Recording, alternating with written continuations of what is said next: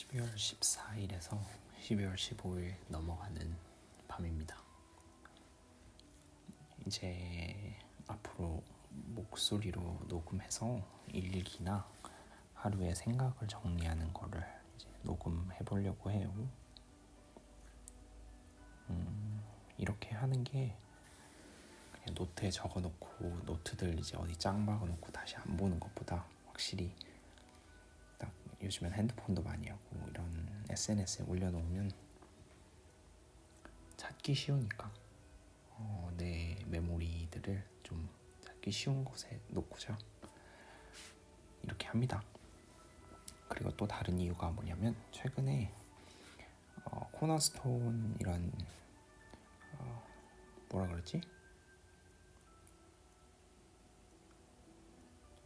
되게 기념비적인 그런 좀 거창한데 그런 순간이 있어가지고 뭐냐면 최근에 생각할 시간이 조금 많아서 세상의 뭔가 기원, 원리 이런 거에 대한 생각을 꼬리를 물고 해봤는데 평소에도 되게 많이 해왔었어요. 이제 뭐 20대 이후로부터 여행도 많이 다니고 책도 읽으면서 했는데 딱 하나의 문장이 노트에 적히더라고요. 세상의 이치라고 생각되는. 그래서 그걸 딱 보고 있는데 사실 되게 기쁠 줄 알았는데 그냥 되게 담담하게 심플하게 그냥 딱 한 문장으로 적히더라고요. 노트에 이렇게 남아있더라고요. 예전에 위인전이나 되게 천재들의 뭐 자서전 같은 걸 봤을 때 5살에 세상의 이치를 깨달았다 막 그런 걸 보면서 어떤 느낌일까 이런 생각을 해봤었는데 저한테는 뭔가 이런 순간이 되게 담담히 다가왔던 것 같습니다. 조금의 기쁨도 있었고 그래서 이런 기념비적인 순간에 앞으로는 메모를 녹음을 해놔야겠다 이런 생각이 또 들게 되더라고요. 그래서 그 이후로 하는 것도 있습니다. 어떻게 진행되냐면 어떻게 녹음할 거냐면 평소에 이제 노트에다가 많이 글들을 적어놓는데 그 한쪽 두 쪽을 적어놓은 것들을 여기다가 말하고 그거를 생각을 정리해서 다시 리캡 해가지고 녹음하려고 합니다. 그래서 조금 횡설수설할 수도 있는데 뭐 나를 위한 거니까 해보겠습니다. 어떻게 시작하냐면 이게 뭐에 관한 거냐면 제가 미술관에 있는 카페 지금 멜번에 있는데 멜번에 미술관 카페에 가면 할아버지랑 손녀랑 이렇게 오는 경우가 조금씩 있어요. 그래서 저는 커피 한잔 시키고 이렇게 바라보고 있는데 할아버지랑 손녀 딸이 이렇게 마주보고 뭔가 커피 먹고 맛있는 거 먹고 있는 장면을 보면서 떠올린 생각입니다. 이렇게 시작합니다. 노인들의 감정. 아이들을 보고선 웃음 짓는 이유.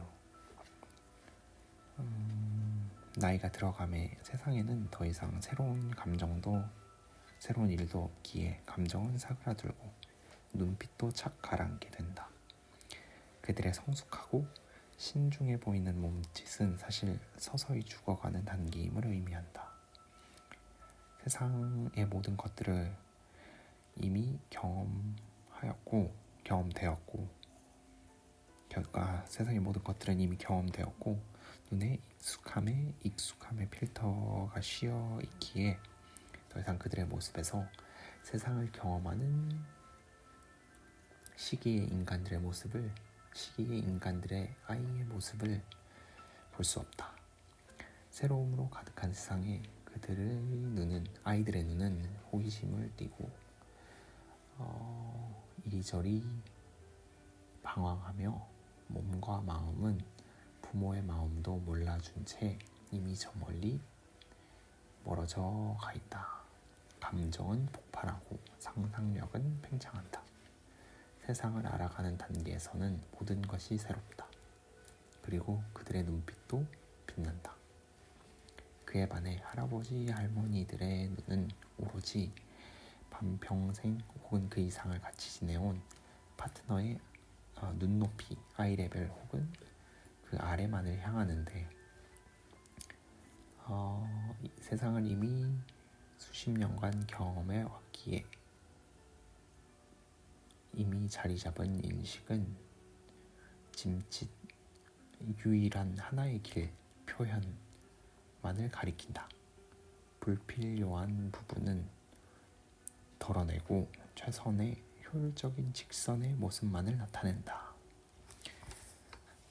컵을 들고자 하는 할아버지의 팔이 그리는 선은 더 이상 아이가 세상을 경험할 때처럼 휘두르는 곡선 혹은 여러 직선의 모습을 보이지 않고 하나만의 유효한 선을 그리며 하나의 목적지만을 향해 향한다. 일직선으로 걸으며 최단의 먹잇감을 향한 직선의 모습만을 내보인다. 그들에게 더 이상 세상의 본질은 보이지 않는다. 이렇게 한 글이 적혀있고 그 다음에는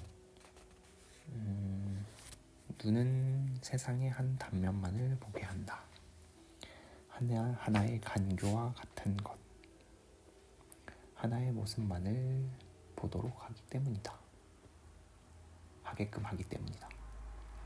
예술의 의미는 세상을 바라보는 우리의 눈이 하나가 전부임을 받아들일 때 어떠한 전혀 다른 질서, 단면을 보여줌으로써 형태가 깨어지고 그 현상에 잡을 수 없는 본질의 힘을 상상하게 할 때 살아난다. 세상의 모습을 아름다운 다이아몬드로 깎는다고 해서 그 본질의 아름다움의 극치가 다이아몬드의 형태에만 있다고 믿는 것이 아닌 무정형의 어떤 개념 자체에 있다는 것. 형태는 한 단면일 뿐 정해지지 않은 연기와 같은 모호한 개념에 있다는 것. 인간은 형태를 부여받았기에 갖고 살아갈 운명이나 정작 인간의 아름다움, 그 본질은 형태에 있지 아니하고 잠재성, 개념, 아이디어, 형태 너머에 있다. 이렇게 적었네요. 그래서 조금 정리를 해보자면 그 할아버지와 손녀딸이 같이 앉아 있으면서 상호작용하는 걸 보는데 할아버지의 모습이 되게 딱 정제되어 있는 거예요. 그래서 정말 딱 먹을 때만 컵을 들어 올려서 자기 입으로 바로 가져간다던가 그 팔이 그리는 선이나 앉아있는 그 형태나 모습이 정말 딱 하나만의 유일한 효율성의 그 직선의 모습만을 보여준다는 거예요. 근데 사실 제가 생각하기에는 세상이 그게 아니거든요.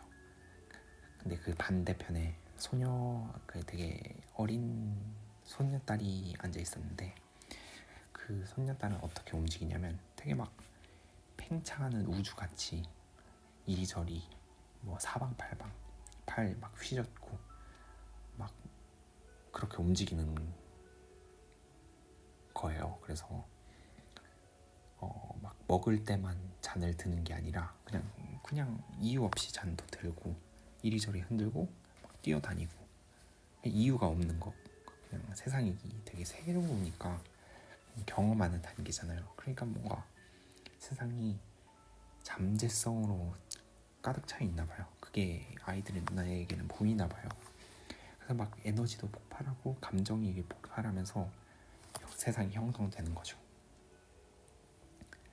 그래서 그 둘의 대조적인 모습에서 뭔가 할아버지가 이제 뭐 비단 그뿐만 아니라 우리 모두가 늙어가면서 하나만의 길만을 선택한다는 게 조금 슬픈 느낌을 받았고 또 그 반대로 아이들이 움직이는 모습에서는 그 순수함, 그 잠재성, 그런 에너지가 막 팽창하는 모습이 되게 한편으로는 부러우면서 되게 아름다워 보였다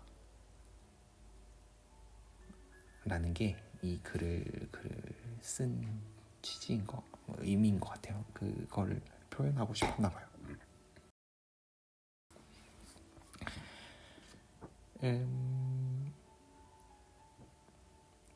그쵸? 그리고 또 여기서 조금 더 나아가 보자면, 아이들이 딱 태어났을 때 세상은 정말 빛으로 가득하겠지만 다 처음 보는 새로움으로 가득할 거 아니에요. 그 새로움이라는 게 저한테는 막 밝은 느낌이 아니라 깜깜한 어둠으로 막 보여지거든요. 생각되거든요.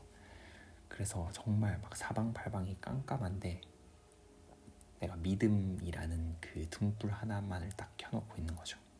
그래서 내 발에서 조금 벗어날 만큼의 지름만큼만 빛으로 보여지고, 그 나머지 정말 99.999%의 세상은 깜깜하다는 거예요. 그러니까 이제 나의 믿음, 그냥 한 발자국, 이렇게 작은 내디디뎌야 하는 작은 발자국이 믿음을 무기로 이렇게 밝혀나가는 거는 이제 뻗어나가는 거죠. 그러니까 얼마나 뭔가 두렵기도 하면서 즐겁고 막 익사이팅할 거 아니에요. 그런데 이제 아이는 태어나자마자 부모가 하는 모습을 따라하면서 배우는 거잖아요. 이제 그 사람들이 있으니까 조금 안전한 느낌을 받기도 하고, 얼마나 막 큰 존재겠어요. 이런 어두컴컴한 세상에 태어났는데 내 곁에 이렇게 항상 있는, 이렇게 엄청 내 몸보다도 큰 사람들이 내 곁에 이렇게 딱 있어준다는 게 얼마나 의지가 되고 막 따라오고 싶겠어요. 이런 배우고 싶고 막 존경의 의미로. 근데 이게 조금 독이 되는 게 뭐냐면, 그 부모들이 갖고 있는 세상의 크기도 그 사람의 세상의 크기도 전부가 아니라는 거죠. 엄청 한정되어 있는 부모의 세계인데도 아이들은 그게 정말 처음에 딱 태어났을 때는 크니까 그게 다인 것처럼 배우는 거죠. 그래서 부모님들이 아이들을 가르칠 때도 되고 안 된다는 거를 이렇게 자기의 세계, 인식의 세계만큼만 아이를 가르쳐주고, 아이는 거기서 벗어나기가 힘들다는 거죠. 이렇게 무한히 뻗어나가려는 태초의 힘이 있지만 부모의 둥그러는 세계 밖을 나갈 수 없다는 거죠. 성장기에. 왜냐하면 부모가 아는 게 그게 다니까. 그래서 이런 팽창하는 흐름이 성장기에 막히게 된다는 게 조금 아쉬운 부분이 아닌가라는 생각이 들었습니다. 그리고 다음, 눈은 세상의 한 단면을 보게 한다. 이 파트에서는 우리가 인간은 눈을 갖고 태어난 존재이고 또 이성을 갖고 태어난 존재이잖아요. 어떻게 보면 이게 선물이라고 생각될 수도 있는데, 우리가 눈을 갖고 태어났기 때문에 시야로 세상을 보고 판단하는 것처럼, 근데 맹인들의 경우에는 시야가 보이지 않기 때문에 우리랑 다른 시점이라고 해야 되나? 관점으로 세상을 바라볼 거 아니에요. 근데 그 다른 관점이랑 우리가 보는 시야의 관점이랑 또 이렇게 섞여서 또 다른 관점들이 있겠죠. 하나의 세상을 만들어, 그 하나의 세상의 본질을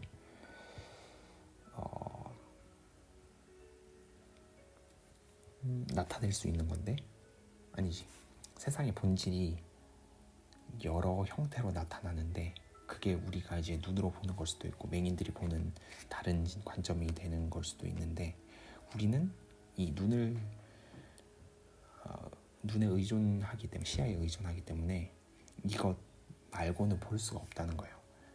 그러니까 그 맹인의 관점 자체도 생각해 볼 수는 있지만 우리가 그거를 우리의 삶으로 만들 수는 없는 것처럼, 그 딱 우리의 관점, 그 맹인의 관점, 이 두 개도 왔다 갔다 할 수 없는데 어떻게 세상의 본질을 파악할 수 있겠어요.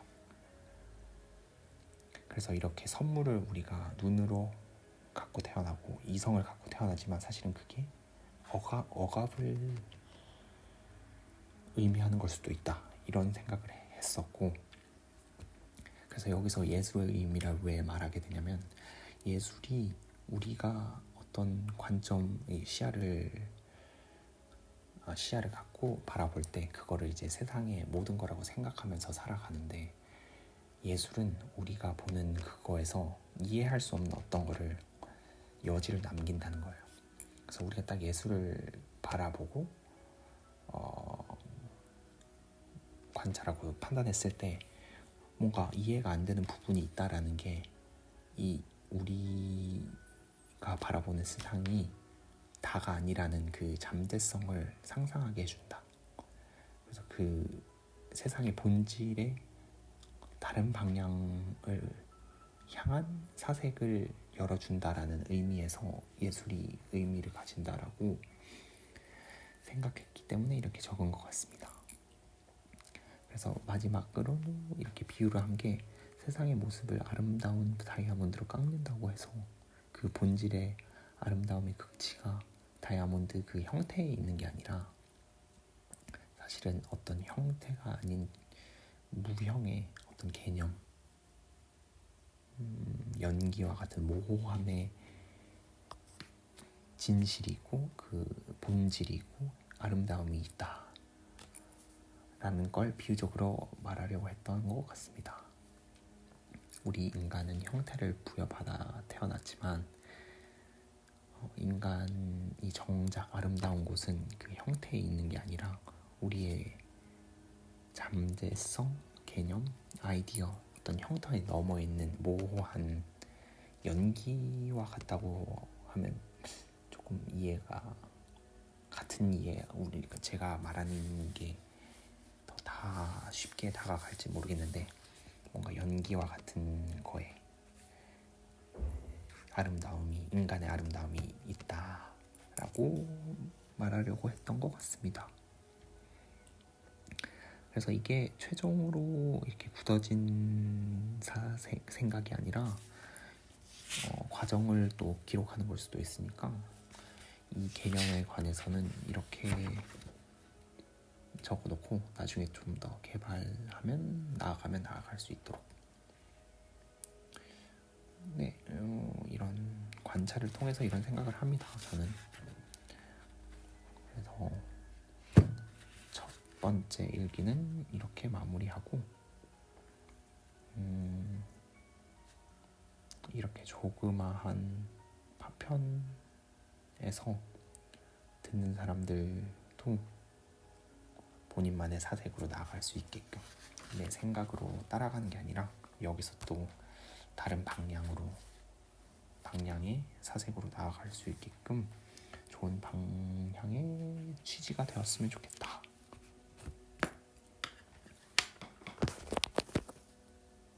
그럼 굿나잇.